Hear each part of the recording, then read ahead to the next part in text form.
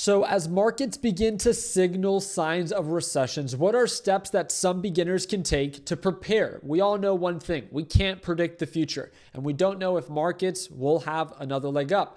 But what we do know is that markets are overbought and there are signs of uncertainty. And in my opinion, it's better to prepare than to be surprised. So here are some simple steps that you can take as a beginner to better prepare, that if a recession does begin to present itself, you at least have a plan of action, not because you're trying to predict the future, but because you know that it's a possibility. Let's go ahead and jump right into it. I really hope that you learned something new. And if you do, please consider dropping a thumbs up and subscribing if you feel like I earned it.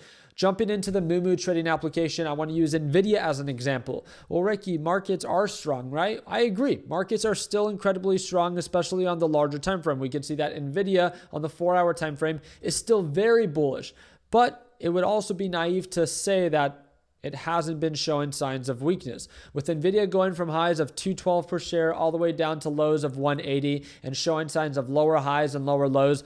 On top of that, one moment the market's green in the morning, another time right before market close, markets are significantly in the red. We're seeing quantum stocks, which again are more of the speculative stocks, seeing huge retracements. And a lot of people know that it's always the most speculative companies or stocks that are publicly traded that always see the largest retracement first, as investors begin to de-risk during uncertain times, a possible recession. We have QUBT down 29%, RGTI 42%, QMCO 15%. The list goes on, 21, 39, 33%, significant red. Crypto going from 127,000 per Bitcoin down to lows of 80,000, down over 35%. One moment, Trump is saying that these tariffs are valid. Another moment, the Supreme Court might vote against them. Inflation is now beginning to rise, but inflation shouldn't be rising if the Federal Reserve wants to continue to cut rates, because we have such a weak labor market. ADP private payrolls just reported negative 32,000 jobs, which again, the expectation was originally to add 10,000 jobs. This is, again, the labor market showing weakness. So with all those red flags presenting itself, what are some steps we can take to prepare? The first step that I believe every investor, every trader, I don't care if you're a beginner or experienced, and please feel free to, ask anybody. The first step during an uncertain time is not to be scared to be invested, because I have long-term positions. I have no intention of selling, but I need to make sure that I'm not over-leveraged. One of the biggest reasons that people get liquidated or lose an uncontrollable amount of money is because they put more money than what they actually have. They are borrowing money according to their platform using leverage. And when you begin to see a 10, 20, or 30% retracement, remember, that is on borrowed funds. So now you're borrowing money to lose more money, and then that's when you can get margin called. And that's the last thing that you want. So again, nothing wrong with being invested, even at these overbought levels, even if you're incredibly bullish. But the first step that I would say every beginner should take, and please feel free to ask anyone, is don't use leverage during an uncertain time. Because once markets and if markets begin to pull back, direction and leverage when it's against you is a terrible thing. Step number 2. One of the things that I really like about the Mumu trading application is going on over to the markets tab, is they have an ETF section. First, they'll most likely take you to the stock section, which I think is useful, but the ETF section, the thing that I want you to be aware of is I jumped onto Mumu AI and I asked it a very simple question. I asked it, hey, what are some sectors in the stock market that perform best during a recession? It never hurts to ask, right? And it came back with, again, a more investor-guided response, better than, I would say, ChatGPT. And it says consumer staples, healthcare, especially right now, is a little bit more on the oversold side, utilities, healthcare services. And the thing that I really like about this is that it simply gives you a better sense of direction of where to begin your research. And then depending on exactly where you are either most interested in or more invested in, you can begin to ask it more questions so it's more guided to your style of trading or investing. The really cool thing about that is that once you find the sector that you really want to partake, you can find an ETF that aligns with that. the really cool thing about ETFs is that it allows you, most likely, depending on the ETF itself, is instead of investing in an individual company, a lot of these ETFs sometimes are baskets of companies. So instead of investing in like Tesla or nvidia, I can maybe invest in something like QQQ if I think markets are going to continue to push up, but I don't want to be single-handedly invested in one stock. I want to be invested in a basket of stocks. That's where QQQ can come in as it follows the NASDAQ market, or vice versa. If I think markets are going to go down, again, wouldn't recommend it for everyone, but one of the things that you can consider is an inverse ETF. Now, again, I wouldn't say that inverse ETFs are best for beginners, and they're definitely not investment vehicles. But again, one thing that you can begin to see is that if you head on over here, it has an inverse ETF checklist or watch list. So you can actually go through a series of inverse ETFs that would go up, technically speaking, if markets were to drop.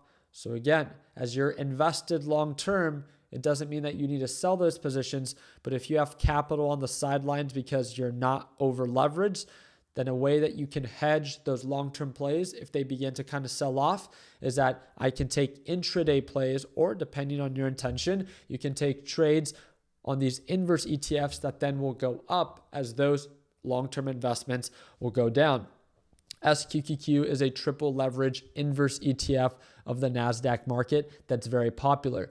There are also individual ETFs that are inverse of individual companies. I really would not recommend this for beginners, especially while markets are still bullish. But it's an alternative. Instead of trying to short the markets, you can buy into these inverse ETFs and use them as vehicles to make money as markets begin to retrace. But remember, direction has to be in your favor, and you have to make sure that, again, you understand the leverage. These are not positions you want to hold over a long period of time, especially if direction turns against you. Like the rule number 1 that we talked about, leverage is not going to be a great thing when it turns against you. So going back to that ETF section, again, you can look at top losers, top gainers based off of current performance. You can look at leveraged ETFs, which again, I would really not encourage for beginners. But the thing that I also like is that there's investment themes. This is the part that I find to be most attractive. Depending on the space that you just looked into that you're most interested in, you can begin to look at specific sectors or sections that they actually just very clearly provide for you. Let's say that I'm interested in investing, let's say, right? I'm not, but let's say it's in the crypto space. I can find ETFs that align with those specific sectors, right? If it's an oil-based ETF, then again, they very clearly provide me a list of oil-based ETFs. Let's say that the sector that I really want to look into is something more along the lines of gold, as gold tends to go up if markets go down based off of uncertainty. Maybe this is something that I want to learn more about, keep a close eye on, add to my watch list. So if markets do begin to go down, then I can pay attention to these series of gold-based ETFs and see how they react. Remember, this is just to expose you to opportunity and to options that you can explore if they meet your criteria. None of these are just like, oh yeah, these are all gold-based ETFs, I should buy all of them, or I should trade all of them. That's not how anything works, right? Please make sure that anytime that you come across any sector or any ETF or any stock, it actually aligns with your criteria, you understand the risk, and you create a trade plan that directly aligns with your risk tolerance. That is the biggest thing of all. Because remember, recessions are normally temporary. Markets always end up recovering, which is why I think it's best, like we said in the very beginning, for beginners. You shouldn't be scared to be invested, but just don't be leveraged. And a way to be able to explore and to prepare for a pullback is to be able to dig a little bit deeper, understand what sectors tend to go up when markets begin to retrace, and understand what ETFs, if ETFs are something that you actually want to explore, go up when markets begin to go down. So therefore, once they do begin to sell off, if that actually happens, you know exactly what steps to take, what ETFs to trade because you've created a watch list and because you created a plan, not because you predicted the future, because that's simply silly, but because you prepared for it. And that's the biggest thing. I would rather be prepared than to be surprised. You let me know down in the comment section what you think. With that being said, again, the platform that we're using today is Mumu, especially if you are uncertain right now and you're tired of your old and outdated brokerage. Mumu right now is offering you up to $1,000 in nvidia stock, depending on your initial deposit. On top of that, for any uninvested cash, let's say that you don't want to take any investments right now because you're still uncertain, you'll earn up to 8.1% APY, more than any other platform out there. And again, this is the first link in the description down below. And this isn't, oh, maybe you'll get some nvidia stock. No, it's all depending on your deposit.